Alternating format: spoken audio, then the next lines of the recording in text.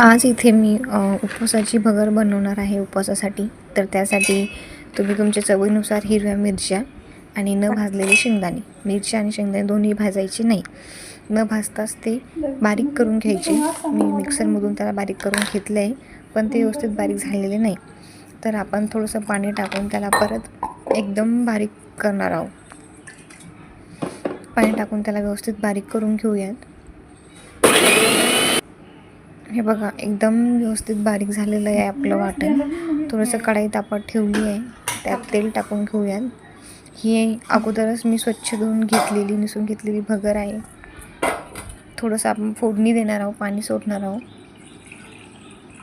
कोणी अगोदर फोडणी देऊन नंतरही फोडणी देऊन भगर शिजवून घेते, पण आमची आजी अगोदर थोडंसं 5 मिनटं भगर शिजवून घ्यायची आणि नंतर त्यामध्ये वाटण सोडायची.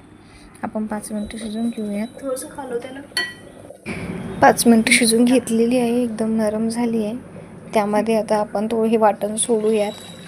वाटण सोडून व्यवस्थित त्याला हलवून घेऊ आणि आणखीन त्याला 4-5 मिनटं आपण त्याला झाकून ठेवून शिजवणार आहोत.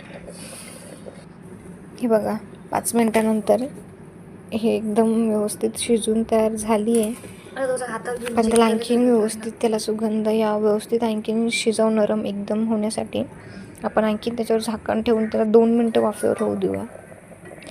2 मिनटानंतर बघा, एकदम व्यवस्थित शिजून आपली चविष्ट भगर तयार आहे.